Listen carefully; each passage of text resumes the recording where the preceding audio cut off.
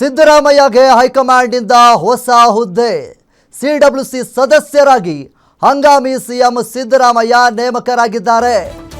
Congress working ಕಮಿಟಿಗೆ ನೇಮಕ ಮಾಡಿದ್ದಾರೆ. AICC ಆದೇಶ ಹೊರಡಿಸಿದೆ. ರಾಜ್ಯದಲ್ಲಿ ಕೋರ್ ಕಮಿಟಿಗೆ ರಚನೆಗೆ ಒತ್ತಾಯಿಸಿದ್ರು ಸಿದ್ದರಾಮಯ್ಯ. ಈಗಿನಿಂದಲೇ ಅನ್ವಯವಾಗುವಂತೆ ಸಿಡಬ್ಲ್ಯೂಸಿ ಸದಸ್ಯರಾಗಿ ನೇಮಕ ಮಾಡಿದ್ದಾರೆ. ಇನ್ನು ಕಾಂಗ್ರೆಸ್ ವರ್ಕಿಂಗ್ ಕಮಿಟಿಗೆ ನೇಮಕ ಮಾಡಿದ್ದಾರೆ. ಎಐಸಿಸಿ ಈಗ ಆದೇಶವನ್ನು ಕೂಡ ಹೊರಡಿಸಿದೆ. ರಾಜ್ಯದಲ್ಲಿ ಕೋರ್ ಕಮಿಟಿಗೆ ರಚನೆಗೆ ಸಿದ್ದರಾಮಯ್ಯನವರು ಒತ್ತಾಯವನ್ನ ಮಾಡಿದ್ರು. ಆದರೆ ಈಗ ಸಿಡಬ್ಲ್ಯೂಸಿ ಸದಸ್ಯರಾಗಿ ನೇಮಕವಾಗಿ ಮಾಡಿದ್ದಾರೆ ಸಿದ್ದರಾಮಯ್ಯರವರನ್ನ. ಎಐಸಿಸಿ ಆದೇಶ ಈಗ ಹೊರಡಿಸಿರುವಂಥದ್ದು. ಮುಖ್ಯವಾಗಿ ಸಿದ್ದರಾಮಯ್ಯಗೆ ಈಗ ಹೈಕಮಾಂಡ್ನಿಂದ ಹೊಸ ಹುದ್ದೆ ಸಿಕ್ಕಿದೆ. ಸಿದ್ದರಾಮಯ್ಯನವರು ಸಿಎಂ ಸ್ಥಾನಕ್ಕೆ ರಾಜೀನಾಮೆ ನೀಡಿದ ಬಳಿಕ ಒಂದು ಕಡೆ ಹೈಕಮಾಂಡ್ನಿಂದ ಕೂಡ ಸಾಕಷ್ಟು ಆಫರ್ಗಳು ಬಂದವು. ರಾಜ್ಯಸಭಾ ಮತ್ತು ರಾಷ್ಟ್ರ ರಾಜಕಾರಣಕ್ಕೆ ಬನ್ನಿ ಅನ್ನುವಂತಹ ನಿಟ್ಟಿನಲ್ಲಿ ಸಿದ್ದರಾಮಯ್ಯನವರ ಮುಂದೆ ಆಫರ್ಗಳನ್ನು ಇಟ್ಟಿದ್ರು. ಆದರೆ ಸಿದ್ದರಾಮಯ್ಯನವರು ನನಗೆ ರಾಷ್ಟ್ರ ರಾಜಕಾರಣದಲ್ಲಿ ಆಸಕ್ತಿ ಇಲ್ಲ, ರಾಜ್ಯದಲ್ಲೇ ಇರ್ತೀನಿ, ರಾಜಕಾರಣದಲ್ಲಿಯೇ ಇರ್ತೀನಿ ಅನ್ನುವಂತಹ ನಿಟ್ಟಿನಲ್ಲಿ ಸಿದ್ದರಾಮಯ್ಯ ಎಲ್ಲ ಆಫರ್ಗಳನ್ನು ತಳ್ಳಿ ಹಾಕಿದ್ರು. ಈಗ ಸಿದ್ದರಾಮಯ್ಯಗೆ ಹೈಕಮಾಂಡ್ ಹೊಸ ಹುದ್ದೆಯನ್ನು ನೇಮಿಸಿದೆ. ಸಿಡಬ್ಲ್ಯೂಸಿ ಸದಸ್ಯರಾಗಿ ಹಂಗಾಮಿ ಸಿಎಂ ಸಿದ್ದರಾಮಯ್ಯನವರು ನೇಮಕಗೊಂಡಿದ್ದಾರೆ. ಈಗಾಗಲೇ ಕಾಂಗ್ರೆಸ್ ವರ್ಕಿಂಗ್ ಕಮಿಟಿಗೆ ನೇಮಕ ಮಾಡಿ ಎಐಸಿಸಿ ಆದೇಶವನ್ನು ಕೂಡ ಹೊರಡಿಸಿರುವಂಥದ್ದು. ಆದರೆ ಸಿದ್ದರಾಮಯ್ಯನವರು ಅವರಿಗೆ ಇದ್ದಂಥದ್ದು ಕಮಿಟಿಗೆ ರಚನೆ, ಅಂದರೆ ರಾಜ್ಯದಲ್ಲಿ ಕೋರ್ ಕಮಿಟಿಗೆ ರಚನೆಗೆ ಒತ್ತಾಯಿಸುತ್ತಿದ್ದರು ಸಿದ್ದರಾಮಯ್ಯನವರು. ಈಗ ಸಿಡಬ್ಲ್ಯೂಸಿ ಸದಸ್ಯರಾಗಿ ನೇಮಕವಾಗಿದ್ದಾರೆ ಸಿದ್ದರಾಮಯ್ಯನವರು. ಒಂದು ಕಡೆ ರಾಜೀನಾಮೆ ನೀಡಿದ ಬಳಿಕ ಇವರಿಗೆ ಆಫರ್ಗಳು ಬಂದಿದ್ದಂಥ ಆಗಿರ್ಬೋದು, ಜೊತೆಗೆ ಈ ಒಂದು ರಾಜಕಾರಣದಲ್ಲಿ ಇರ್ತಾರಾ ಇಲ್ವಾ ಅನ್ನುವಂಥದ್ದು ಸಾಕಷ್ಟು ಪ್ರಶ್ನೆಗಳು ಸಹಿತ ಮೂಡಿತ್ತು. ಸಿದ್ದರಾಮಯ್ಯನವರು ಸಹಿತ ಎಲ್ಲದಕ್ಕೂ ಕೂಡ ಸ್ಪಷ್ಟನೆ ನೀಡಿದರು. ಇನ್ನು 2 ವರ್ಷಗಳ ಕಾಲ ಖಂಡಿತವಾಗ್ಲೂ ರಾಜಕಾರಣದಲ್ಲಿ ಖಂಡಿತವಾಗ್ಲೂ ನಾನು ಇರ್ತೀನಿ.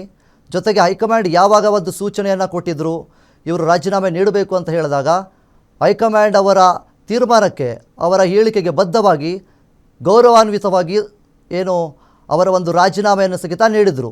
ಈಗ ಅವರಿಗೆ ಸಿಡಬ್ಲ್ಯೂಸಿ ಸದಸ್ಯರಾಗಿ ನೇಮಕ ಮಾಡಿದ್ದಾರೆ.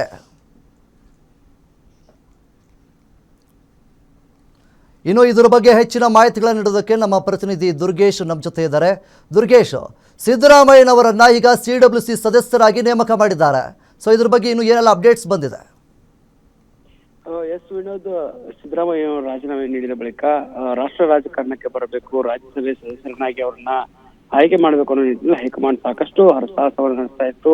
ಇವತ್ತಿನ ಸಭೆಯಲ್ಲೂ ಕೂಡ ರಾಷ್ಟ್ರ ರಾಜಕಾರಣಕ್ಕೆ ನೀವು ಬರಬೇಕು ಅನ್ನೋ ನಿಟ್ಟಿನಲ್ಲಿ ಕೆ.ಸಿ. ವೇಣುಗೋಪಾಲ್, ಎಐಸಿಸಿ ಅಧ್ಯಕ್ಷರಾದ ಮಲ್ಲಿಕಾರ್ಜುನ ಖರ್ಗೆ ಸೇರಿದಂತೆ ರಾಹುಲ್ ಗಾಂಧಿ ಅವರು ಒತ್ತಡವನ್ನು ಹೇರುವಂತ ಕೆಲಸವನ್ನು ಮಾಡಿದ್ರು. ಆದ್ರೆ ಯಾವುದೇ ಕಾರಣಕ್ಕೂ ಕೂಡ ನಾನು ರಾಷ್ಟ್ರ ರಾಜಕಾರಣಕ್ಕೆ ಬರಲ್ಲ, ರಾಜ್ಯ ರಾಜಕಾರಣಕ್ಕಷ್ಟೇ ನನ್ನ ರಾಜಕಾರಣ ಸೀಮಿತ ಅನ್ನುವಂತ ಮಾತನ್ನ ಸಿದ್ದರಾಮಯ್ಯನವರು ನೇರವಾಗಿ ಹೇಳಿರೋದ್ರಿಂದ ಈಗ ವರ್ಕಿಂಗ್ ಕಮಿಟಿಯ ಒಂದು ಸದಸ್ಯರನ್ನಾಗಿ ಅವರನ್ನ ಆಯ್ಕೆ ಮಾಡಿರುವಂತಂದ್ರೆ ಕಾರ್ಯಕಾರಿಣಿ ಸಮಿತಿ ಅಧ್ಯಕ್ಷರನ್ನಾಗಿ ರಾಷ್ಟ್ರ ಮಟ್ಟದಲ್ಲಿ ಅವರನ್ನ ಆಯ್ಕೆ ಮಾಡಿರುವಂತದ್ದು. ರಾಷ್ಟ್ರದಲ್ಲಿ ಯಾವುದೇ ರೀತಿಯ ನಿರ್ಧಾರಗಳನ್ನ ತೆಗೆದುಕೊಳ್ಬೇಕಾದ್ರೆ ಸಿದ್ದರಾಮಯ್ಯ ಅವರ ಒಂದು ಪಾತ್ರ ಇಲ್ಲಿ ಬಹಳ ಮುಖ್ಯ ಆಗುತ್ತೆ. ಯಾಕಂದ್ರೆ ಹಿಂದ ನಾಯಕರಾಗಿ ರಾಷ್ಟ್ರವ್ಯಾಪಿ ಗುರುತಿಸಿಕೊಂಡಂತ ಸಿದ್ದರಾಮಯ್ಯನವರಿಗೆ ಒಳ್ಳೆಯ ಸ್ಥಾನಮಾನಗಳನ್ನ ನೀಡಬೇಕು ಅನ್ನೋ ನಿಟ್ಟಿನಲ್ಲಿ ಒಂದಿಷ್ಟು ಒತ್ತಡಗಳು ಕೇಳಿ ಬರ್ತಾ ಇತ್ತು. ಸಿದ್ದರಾಮಯ್ಯನವರ ರಾಜೀನಾಮೆ ಬಳಿಕ ಅವರಿಗೆ ಯಾವ ರೀತಿಯಂತ ಸ್ಥಾನಮಾನಗಳನ್ನ ಕೊಡುತ್ತೆ ಅನ್ನುವಂತ ಚರ್ಚೆ ಹುಟ್ಟು ಹಾಕಿದ್ದ ಅಲ್ಲದೆ ರಾಜ್ಯದಲ್ಲೂ ಕೂಡ ವರ್ಕಿಂಗ್ ಕಮಿಟಿ ಸಮಿತಿಯನ್ನು ರಚನೆ ಮಾಡಬೇಕು, ಮತ್ತೆ ಸಮನ್ವಯ ಸಮಿತಿಯನ್ನು ರಚನೆ ಮಾಡಬೇಕು ಅನ್ನೋ ನಿಟ್ಟಿನಲ್ಲಿ ಒಂದಿಷ್ಟು ಒತ್ತಡ ಹೇರಲಾಗಿತ್ತು. ಆದ್ರೆ ಇದೀಗ ಹೈಕಮಾಂಡ್ ಅದೆಲ್ಲದಕ್ಕೂ ಕೂಡ ಒಂದು ಒತ್ತಡಕ್ಕೆ ಮಣಿದಿದ್ದು ಈಗ ಸಿಡಬ್ಲ್ಯೂಸಿ ಮೆಂಬರ್ ಆಗಿ ಅವರನ್ನ ಆಯ್ಕೆ ಮಾಡಲಾಗಿದೆ. ರಾಷ್ಟ್ರ ಮಟ್ಟದಲ್ಲಿ ಯಾವುದೇ ರೀತಿಯ ನಿರ್ಧಾರ ತೆಗೆದುಕೊಳ್ಬೇಕಾದ್ರೆ ಸಿಡಬ್ಲ್ಯೂಸಿ ಸಭೆ ಬಹಳ ಮುಖ್ಯ ಆಗಿರುತ್ತೆ. ಈ ಒಂದು ಸಭೆಯಲ್ಲಿ ಎಐಸಿಸಿ ಅಧ್ಯಕ್ಷರಾದ ಮಲ್ಲಿಕಾರ್ಜುನ ಖರ್ಗೆ, ರಾಹುಲ್ ಗಾಂಧಿ, ಕೆ.ಸಿ. ವೇಣುಗೋಪಾಲ್ ಸೇರಿದಂತೆ ಹಲವಾರು ನಾಯಕರು ಇರ್ತಾರೆ. ಅವ್ರ ಜೊತೆಗೆ ಈಗ ಅಧಿಕೃತವಾಗಿ ಸಿಎಂ ಸಿದ್ದರಾಮಯ್ಯ ಅವರು ಕೂಡ ರಾಜ್ಯದಿಂದ ಸಿಡಬ್ಲ್ಯೂಸಿ ಸಭೆಯ ಮೆಂಬರ್ ಆಗಿದ್ದಾರೆ. ಈ ಒಂದು ಮೆಂಬರ್ ಸ್ಥಾನವನ್ನು ನೀಡುವ ಮೂಲಕ ಸಿದ್ದರಾಮಯ್ಯ ಅವರಿಗೆ ಒಂದು ಭರ್ಜರಿ ಗಿಫ್ಟ್ ಅಂತಾನೆ ಹೇಳ್ಬೋದು. ಯಾಕಂದ್ರೆ ರಾಷ್ಟ್ರದಲ್ಲಿ ಯಾವುದೇ ರೀತಿಯ ಚುನಾವಣೆಗಳಿರಬಹುದು, ಮತ್ತೆ ಯಾವುದೇ ರೀತಿಯ ನಿರ್ಧಾರಗಳನ್ನ ತೆಗೆದುಕೊಳ್ಬೇಕಾದ್ರೆ ಸಿದ್ದರಾಮಯ್ಯ ಅವರ ಪಾತ್ರ ಬಹಳ ಮುಖ್ಯ ಆಗುತ್ತೆ. ಈ ನಿಟ್ಟಿನಲ್ಲಿ ಸಿದ್ದರಾಮಯ್ಯ ಅವರನ್ನ ರಾಷ್ಟ್ರ ರಾಜಕಾರಣಕ್ಕೆ ತೆಗೆದುಕೊಂಡು ಹೋಗ್ಬೇಕನ್ನೋ ನಿಟ್ಟಿನಲ್ಲಿ ಒಂದು ನಿರ್ಧಾರವನ್ನ ಹೈಕಮಾಂಡ್ ನಾಯಕರು ಮಾಡಿದ್ದಾರೆ. ಜೊತೆಗೆ ಮುಂಬರುವಂತ ವಿಧಾನಸಭೆ ಮತ್ತು ಲೋಕಸಭೆ ಚುನಾವಣೆಯಲ್ಲಿ ಮತ್ತು ಯಾವುದೇ ರಾಜ್ಯದಲ್ಲಿ ಚುನಾವಣೆಗಳು ನಡೆದರೂ ಕೂಡ ಸಿಡಬ್ಲ್ಯೂಸಿ ಸಭೆಯ ಒಂದು ಬಹಳ ಮುಖ್ಯ ಆಗುತ್ತೆ. ಈ ನಿಟ್ಟಿನಲ್ಲಿ ಸಿದ್ದರಾಮಯ್ಯ ಅವರಿಗೆ ಒಂದು ಮಹತ್ವದ ಹುದ್ದೆಯನ್ನ ಈಗ ರಾಷ್ಟ್ರ ರಾಜಕಾರಣಕ್ಕೆ ಕರೆತರಬೇಕನ್ನುವ ನಿಟ್ಟಿನಲ್ಲಿ ಹೈಕಮಾಂಡ್ ಏನೋ ಸಾಹಸ ಪಡ್ತಾ ಇತ್ತು. ಆ ಒಂದು ಸಂದರ್ಭದಲ್ಲಿ ಸಿದ್ದರಾಮಯ್ಯ ಈಗ ಮನ್ನಣೆಯನ್ನ ನೀಡಿರುವಂತದ್ದು ವಿನೋದ್. ದುರ್ಗೇಶ್, ಈಗ ಸಿದ್ದರಾಮಯ್ಯನವರು ಯಾವಾಗ ರಾಜೀನಾಮೆ ನೀಡ್ತಾರೆ ಅದಾದ ನಂತರ ರಾಹುಲ್ ಗಾಂಧಿ ಅವರು ಹೈಕಮಾಂಡ್ನವರು ಆಫರನ್ನು ನೀಡ್ತಾರೆ. ಅಂದರೆ ರಾಜ್ಯಸಭಾ ಆಗಿರ್ಬೋದು, ರಾಷ್ಟ್ರ ರಾಜಕಾರಣದಲ್ಲಿ ಬನ್ನಿ ಅನ್ನುವಂಥ ನಿಟ್ಟಿನಲ್ಲಿ ಆಹ್ವಾನ ಮಾಡ್ತಾರೆ ಮತ್ತು ಆಫರನ್ನು ನೀಡ್ತಾರೆ. ಆದರೆ ಈಗ CWC ಸದಸ್ಯರಾಗಿ ನೇಮಕ ಆಗಿರುವಂಥದ್ದು, ಈಗ ಇದ್ರ ಬಗ್ಗೆ ಹೇಳೋದಾದರೆ ಖಂಡಿತ ವಿನೋದ್, ಇದೊಂದು CWC ಮೆಂಬರ್ ಆಗಿರುವಂತಹ ಸಿದ್ದರಾಮಯ್ಯ ಅವರಿಗೆ ಒಂದು ರಾಷ್ಟ್ರ ಮಟ್ಟದಲ್ಲಿ ಒಳ್ಳೆಯ ಹುದ್ದೆ. ಯಾಕಂದ್ರೆ ರಾಷ್ಟ್ರ ರಾಜಕಾರಣದಲ್ಲಿ ಅವರನ್ನ ಕರೆದುಕೊಳ್ಬೇಕು ಅನ್ನೋ ನಿಟ್ಟಿನಲ್ಲಿ ಹೈಕಮಾಂಡ್ ನಾಯಕರು ಒತ್ತಡವನ್ನು ಹೇರ್ತಾ ಇದ್ರು. ಜೊತೆಗೆ ಹಿಂದ ನಾಯಕರಾಗಿ ಗುರುತಿಸಿಕೊಂಡಂತ ಸಿದ್ದರಾಮಯ್ಯವರು ರಾಜ್ಯದಲ್ಲಿ ಅತಿ ಹಿರಿಯ CM ಆಗಿದ್ರು.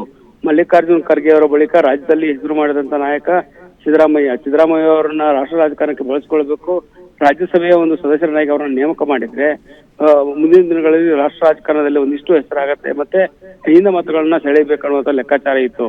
ಆದ್ರೆ ಸಿದ್ದರಾಮಯ್ಯನವರು ನಾನು ಯಾವುದೇ ಕಾರಣಕ್ಕೂ ಕೂಡ ಲೋಕಸಭೆಗೆ ರಾಜ್ಯಸಭೆಗೆ ಬರಲ್ಲ ಅನ್ನುವಂತ ಮಾತುಗಳನ್ನ ಹೇಳಿದ್ರಿಂದ ಇದೀಗ ಅವರಿಗೆ CWC ಮೆಂಬರ್ ಅನ್ನ ಮಾಡಲಾಗಿದೆ.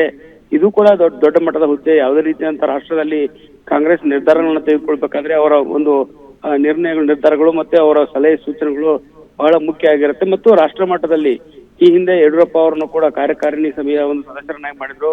CM ಆದ ಬಳಿಕ ಅವರ ರಾಜೀನಾಮೆ ಬಳಿಕ